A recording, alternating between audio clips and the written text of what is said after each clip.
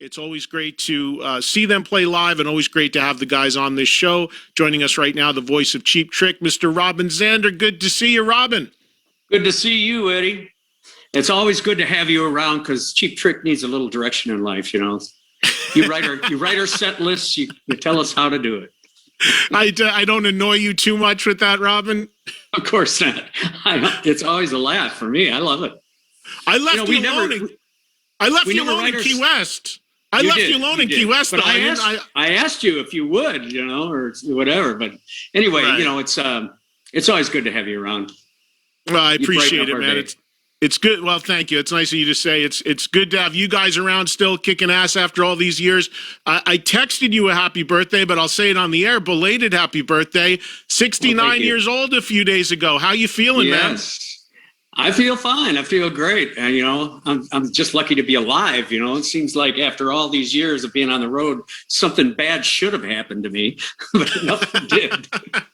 God forbid. Well, when I texted you, your response to me was like, you texted me back and you go, thank you, another year closer to death. I was like, what a way to look at it. Well, it's true. It's not, you know, that's the truth. It is true, but you don't usually like to frame it like that. What did you do on your birthday? Just family stuff, or what'd you do? I hung out with my wife, and I don't get to do that often, so that was very cool. Yeah, so that's about it. I didn't do much. She got a cake, and we ate a bunch of cake, and now I'm trying to shed that cake somehow. But, you know, when you get older, you know, you got to watch out. Well, yeah. Well, tell me about it. And when you get older, you enjoy every birthday. I mean, I know that it sucks getting older, but as I said to you off the air, I said, man, most of us would kill like to look like and sound like you do at 40, let alone 69. So, I mean, I talk about it all the time, man, and I'm sure you're tired of hearing about it, but you are one of the people that when I have conversations with my audience, we call this group of people the freaks. And we mean this in the best of ways because they seemingly don't age visually, vocally, and there's a very rare group of people, and you're in that group. And I don't know, do you attribute it to just genes? Is it clean living? Do you have a regimen? What is it? I really don't know. I don't have an answer for that, but you know, my dad always, you know, seemed to never change. Neither did my grandpa. So I mean, I guess maybe genes is what it is, but I don't really see that in myself so much. When I look in the mirror, I look pretty old.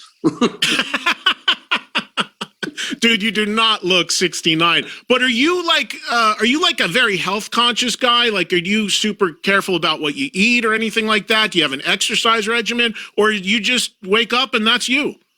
I just wake up and that's me pretty much. But I must say that my wife takes good care of me when it comes to the food, and she watches what I eat. And I don't get much exercise except for what I do on the road, which is quite a bit actually. But no, there's nothing magical about it, I don't think. You son of a bitch. You son of a bitch.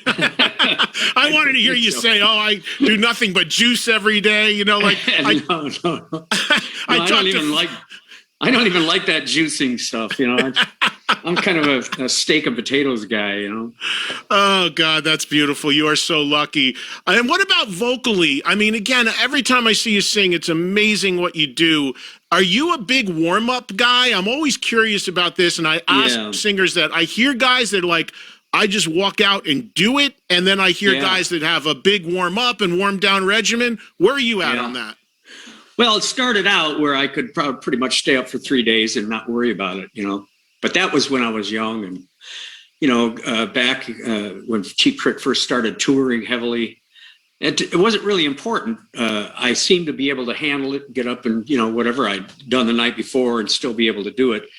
But as time went on, and this is one thing that I suggest to anyone who's a singer, if you're over 40, you should start warming up before a show, because later on in that life, it's going to take its toll on your voice, because it's just a muscle, and if you don't take care of it, it's gonna rot. So, are there songs in you talk about the Cheap Trick set, and we're going to get into the Vegas stuff here in a second, but are there songs in the that come up on the set list? I imagine there are, that are more challenging for you vocally now than they once were. Is there one that maybe Rick will put in or Tom will put in, and you're like, oh, I got to do that's going to be a challenge tonight? Sure, Like and what? I can Give tell me a you few. Okay, I would say the ballads, the ones where you actually sing, because the screaming stuff, it comes easier, I think, to me anyway. So songs like, say, Voices, or If You Want My Love, that's a tough one for me sometimes. And of course, The Flame has a real high note that's difficult to sing for me sometimes. Take Me to the Top. The songs that are really singer songs are the ones that are harder.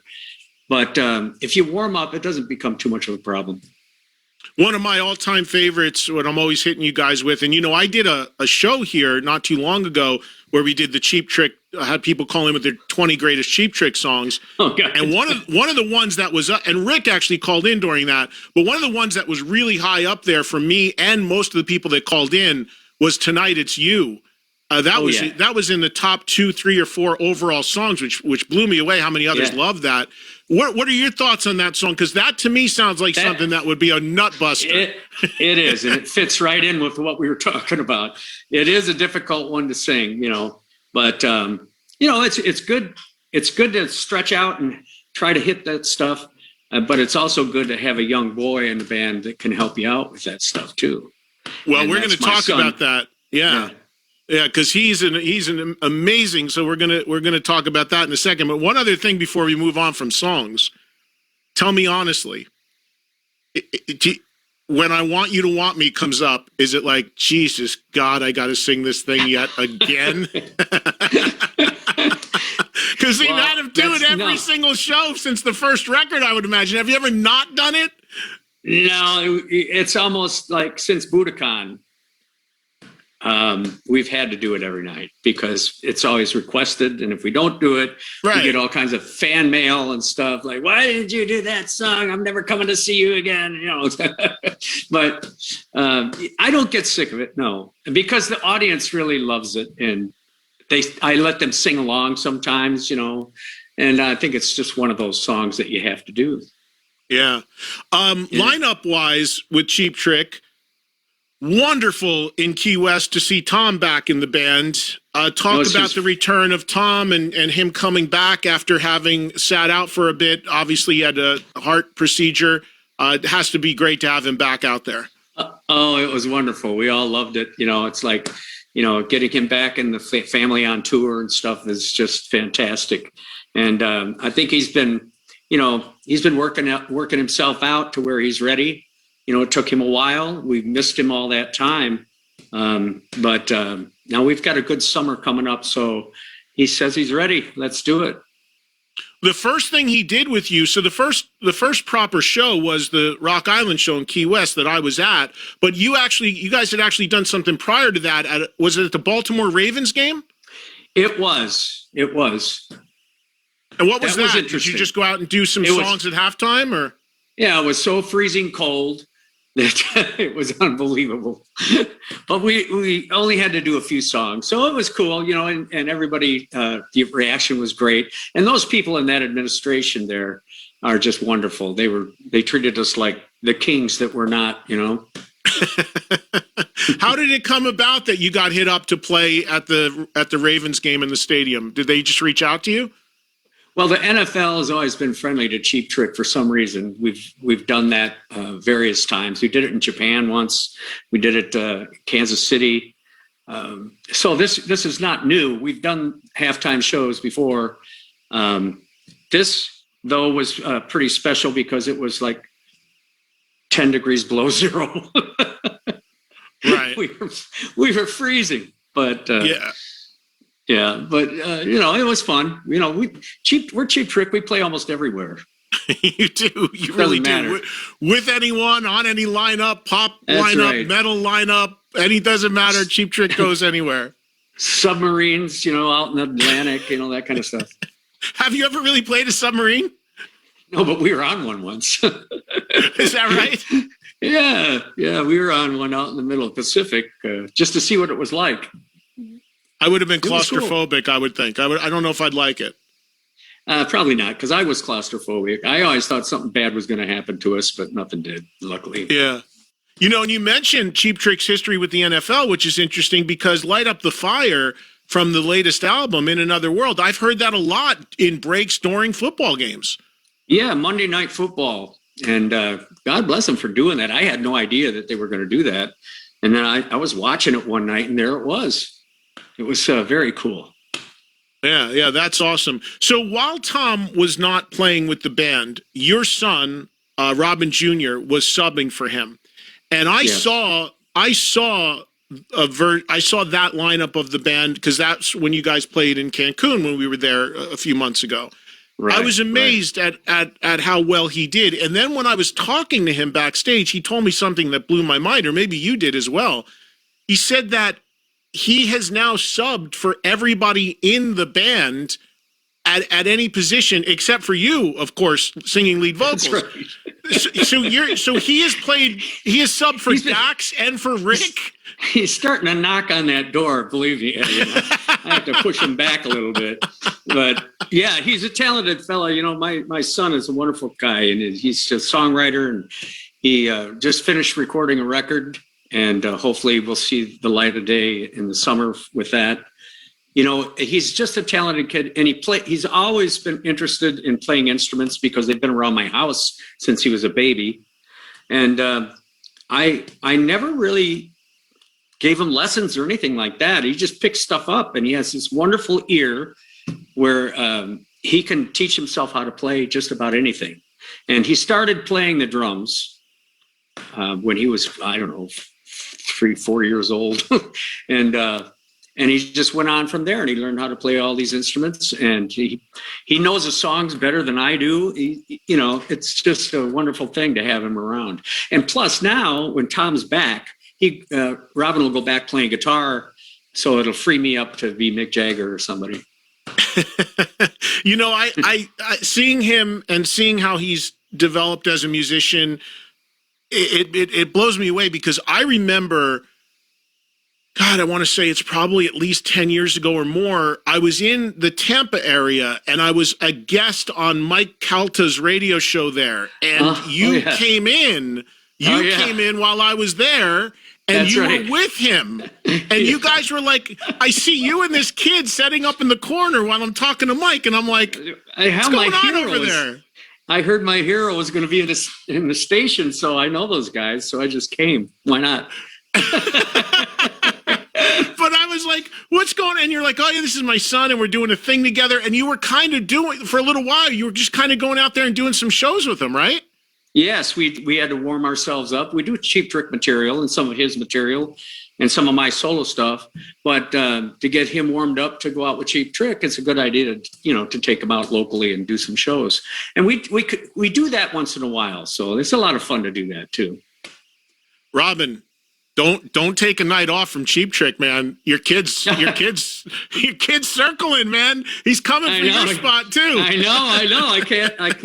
I can't hold him back much longer. Let's say that.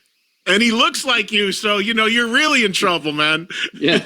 All he's got to do is like dye his hair blonde and something like that. All right, let's talk about Vegas. I was telling you off the air, I have a home there now, so if you guys need a place to crash, I'll give you the key. Hey, be careful what you say because that may happen. But you guys are playing at the Stratosphere. You've got 4 shows, February 25, 26, and then the following weekend, March 4 and 5. Well, it's actually just called the Strat now. They shortened the name. The place is called the Strat. Right. Tell me about this. Tell me about Vegas and what people can expect from these 4 shows. Well, of course, Cheap Trick tries to shoot ourselves in the foot every time we do anything. But, it just so happens Billy Joel is playing next door at the stadium. And Metallica. And Metallica that weekend. Yeah. So, But we're going to sneak ourselves in there at this place. And the thing is the idea is a good idea because we've done it something similar to this before where in Chicago at the Metro, we did the first 4 albums from top to bottom 4 nights in a row, which was a lot of fun for us to do, But this time, they wanted us to do Budokan shows. And, that's pretty much what we do anyway. So instead of that, we thought, well, we need to give our fans something different that's fresh, that will work. And so we decided we do a themed 4 nights. There's only 4 nights, the last weekend in February and the first weekend in March. So we decided to do decades. And we're going to fit 5 decades of music into 4 nights. So in other words, like from 75 to 84, we released In Color, Cheap Trick, Heaven Tonight, One-on-One, Exposition Please, and All Shook Up. So we decided to do these. That'll be the first decade show on the Friday. And then Saturday, we'll do the second one, which would be, the next decade, which is 85 to 94, which the albums then would be like Standing on the Edge, The Doctor, and Lap of Luxury, Busted, and Woke Up with a Monster. So we'll do all music from those albums. And, okay. and then the next weekend will be the Decades 3, which would be Budokan 2, the Red Ant record, and Special 1. And what we'll do is the Budokan 2, which has other songs that were Budokan, that aren't on Budokan 1, and then songs from those other albums. And then the last one, we decided to do like bits and pieces of Sgt. Pepper, because that's when we did that show out there, just to, please the promoters and stuff, because they'd like that, I think. But of course, those are the latest albums, which would be Rockford Bangs Him Crazy, We're All Right, the Christmas album, and Another World. Now, those albums, of course, all those are fairly new songs. So we figured if we intertwined, I should say, some of the Pepper songs into that, then we could pretty much pull it off. But now each one of these decades, at the end, will have like a best of Cheap Trick thing. Like we'll do, The Flame again, and we'll do the big hits at the very end. We don't have big hits, but they're the only hits we have. You got big hits for sure. We'll do those songs at the very end, because it is Vegas, and people will want to hear those songs. So that's pretty much the idea. We haven't decided on exactly what songs we're going to do. So that's yet to come. So if you've got any suggestions from either one of those decades, you better make them quick. Well, and it just goes, it's what you said about at the end doing the hits, because I was just going to say, because it's kind of like what we just talked about a second ago. If you don't do I Want You to Want Me, if you don't do Dream Police, if you don't do Surrender, if you don't do you're going to have people, especially in Vegas, people coming like through that town, they're gonna burn the place down. So you got to put them in there. But we're kind of used to this. We're kind of used to this because we change our set around every night. And I know, as long as you surround those songs with deep cuts and things like that, it works. You had mentioned doing Sgt. Pepper's. A good friend of mine, Ken Chanchamino, I think he booked you into the Hilton when he was working out there to do that at the time, right? Yeah, he's a good guy. Tell me about that. Yeah, Ken's an old friend. Tell me about that experience of doing, because when did you do Sgt. Pepper's out there? How long ago was that? Oh, God, please. It was, I want to say like, let's see, my daughter was born in 2000. It was probably like 20 years ago. 2014, maybe. 2014. Okay, so about 6-7 years ago. Yeah. Maybe because I remember when you did Dream Police with the orchestra, because I went to that in Wisconsin, and then I know around that time you were also doing some Sgt. Pepper shows. Yeah, we did it there quite a bit. We did it 3 different stints out there with Sgt. Pepper. Do you like Vegas? Are you a fan of Vegas? Will you stay there for the week between the 2 weekends, or are you going to go home and come back? No, I'll go home and come back. I've got a lot of stuff I have to do at home, so I'll be in and out. But the last time I stayed in LA and drove back and forth, which is about a 4-hour drive, and I had a place in Vegas and in LA. So I would stay in Vegas for the shows that we did. And then for the days off, I would drive to LA and stay in the home there. But it's it doesn't matter where you live. It's who you live with. Well, it's going to be great. I'm glad you're doing this. And as you mentioned, that first weekend is a crazy weekend in Vegas with a lot of stuff going on. But I do plan on coming to see you one of those nights. So I'm looking forward to it. Yeah, I will come. I will absolutely be there. And for you, Robin, and I always tell my audience this, I mean, I constantly get complaints from my audience about other bands because it's like every show, it's the same songs, it's the same set every year. You can never say that about Cheap Trick. Nobody could ever say that about you guys. Where does that come from? Because, a lot of bands, if I talk to a lot of bands privately about why they don't change their set list more, when they're being honest, they'll tell me it's laziness because they have to rehearse those songs and it becomes work and they get so dialed in to the routine and just knocking it out. Yeah. What is it for you guys that makes it so easy seemingly to change the set on such a regular basis? Well, it's pretty much what you talked about before, about I want you to want me. Don't you get sick of playing that every night? Well, you would if there were 21 I want you to want me's in the set. Right. So what we do is we change it around and mix it up so that we don't get sick of these songs, because it does get. And the lazy part, what they don't know is if you start adding little bit at a time, some outtakes or some not hit songs and stuff, and change your set around a little bit at a time, before you know it, you don't have to rehearse because you know all those songs. And if you need to rehearse something, you just do it at sound check. It's one little step at a time, and before you know it, you can pretty much pick and choose from your whole repertoire what you want. Did you guys always do that pretty much from the beginning, or is that more of a recent thing, having all that diversity in the set? Well, it pretty much started. Of course, you have to change your set around with every album, so it started like that. Where if you do an album, you do In Color, you got to do songs off In Color. If you do Then Comes Heaven Tonight, you still do In Color songs, but you got to do some Heaven Tonight songs. You know what I mean? And it just accumulates like that. But our set didn't change drastically until about 10 years ago, I'd say. And 10 years ago, we decided, because we'd already known all those songs, why don't we just wait until an hour before the show and decide what we want to do? And that's what we do. We sit in the room and backstage. When do you want to do this song? Sure, let's do that. We haven't done that in a while, that sort of thing.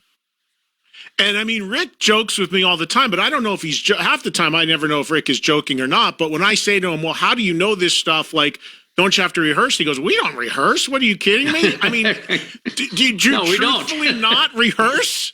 We don't. You rehearse, really, no. like, if somebody yells something out that you haven't played in 10 years, 15 years, you're just like, yeah, we can knock that out? Yeah. Hey, our mistakes are better than anything we could think of. And what's even more amazing about that is, of course, you've got Dax back there on drums, who he's got to know everything, and now your son, Rick and I just follow them. I mean, it's terrible to say, but But how about your son? Because now that Tom is back, your son's going to remain in the band as a supporting musician, like he was, right? Yeah. So does he know your catalog that well? He does. That's incredible to me. Yeah, that's amazing. That is really, well. Cool. It would be incredible if those two kids didn't grow up with our music. I mean, they grew up listening to our music, so they were pretty well rehearsed in all that stuff. Right, but I mean, I talk to a lot of musicians who have kids, and they're like, "Yeah, my kids don't know anything. Like they don't listen to me. They listen to Rihanna or something. They have no idea." Right. So you're lucky that both your son and Rick's son, did, because it's in their veins. It's great. Well, Dax, he grew up listening to Metallica, and right. Out of all the Beatles, my son loves George Harrison the most. It's stuff like that. It's right. just a strange way they look at things. but they're so smart. I mean, they retain all that information. They know it all. Dax grew up listening to Metallica. You better make sure you're not looking for a drummer on that first night on that Friday. He might be trying to find a way to get to the stadium. Oh, well, he could fit right in. I'm telling you, he could push that guy off the stool. You may need your son to sub for Dax on the first night just because he might try to get into the Metallica show. He's capable, I'll tell you. If Dax wanted to do that, I'd be all for it. Well, I'll tell you what, everybody would like that much. Yeah, right. Anyway, everybody go see Cheap Trick. I mean, anytime, anywhere you can see Cheap Trick, go see them because they're always awesome. And if you're in Vegas, one of my favorite cities, and so glad you guys. It's amazing what's going on with music in Vegas right now. There's just so many acts doing residencies are coming through there at the stadiums, the clubs, everything. Yeah. It's amazing. So 25th and 26th of February. March 4th and March 5th at the Strat. Cheap Trick doing these very unique set lists, as you just heard Robin say. Is there a chance you would do more and add more shows at some point in Vegas? Well, we'll see how this goes, and if need be, we can do more stuff.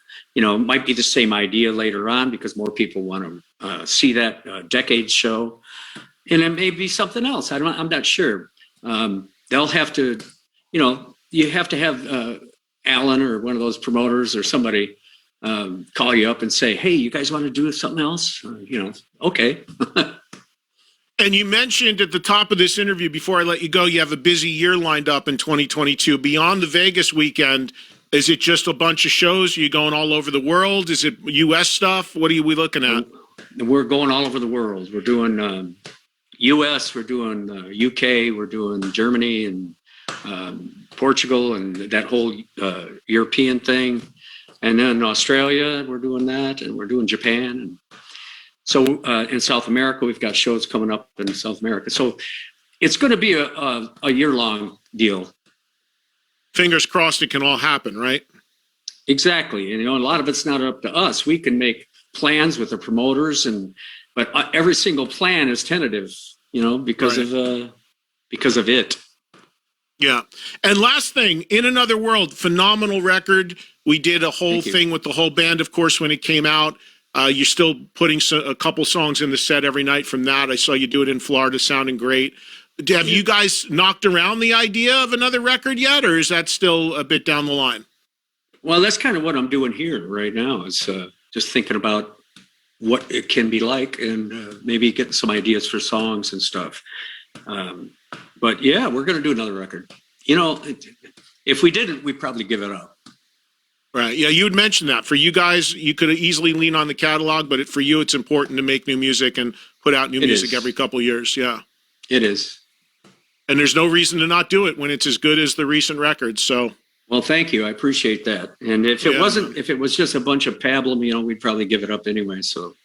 Yeah. But you got to remember, with songwriters in the band that I'm in, I mean, come on. There's 3 songwriters and it works pretty well, I think. And we even had Tom back up there singing a lead vocal in Florida the other night. That was so great to see him up there doing it. Yeah, that was his idea. We all said, go ahead, man. Let's go. Yeah, that was a great welcome back to see Tom back on stage and singing and playing, and it was awesome. So, well, listen, man, it's always great to talk to you and see you, and I will see you in Vegas because I do plan to catch one of the shows, one of them at least, and everybody go see Cheap Trick at the Strat, Vegas, again, last weekend of February, first weekend of March. Get your tickets. Just go to cheaptrick.com or whatever website, Ticketmaster, whatever's handling the tickets, and go see one of the truly great bands we have out there, still kicking ass. Good to see you, my friend. I'll look forward to seeing you in Vegas, if not sooner. We love you, Eddie, and looking forward to seeing you. Same here, man. Thank you. Take care. Stay safe. You too. There he goes, Robin Zander, everybody. A few minutes with him here, about a half an hour with him on Trunk Nation. And again, don't miss Cheap Trick whenever you get a chance to see him. You can't not love Cheap Trick. I mean, I don't care if you're metal, pop, rock, hard rock. Cheap Trick checks all the boxes. Simply great songs. One of the great real rock bands we have still happening today. and still making really good new music. In Another World is a really good record. And when you hear those songs, when they play them live, mixed in with the classic stuff, it fits in there just so nicely. It's not one of those bathroom break things. It really isn't. I really look forward to hearing that stuff when they do it, along with all the early stuff as well. And doing those shows in those decades, I mean, that's interesting too. So if you're a hardcore fan, you can pick your favorite decade and try to go to that particular night. They're telling you up front, here's what we're going to do. And of course, at the end, you'll get the barrage of the big four, big five, whatever the hits. You got to do Dream Police. You got to do I would think The Flame at this point is in that category. I mean, it was a huge song. Obviously, I Want You to Want Me. Obviously, Surrender. So there's the big four. I could go beyond that with She's Tight, If You Want My Love. See, this is why they don't want. I left them alone in Florida. They're gracious enough to say, "Hey, Eddie, give us some songs," which I really appreciate. But I also don't want to be that guy because I'll dig in there and be like, turn their set upside down because you want to hear everything. All right, great stuff from Robin. We appreciate that.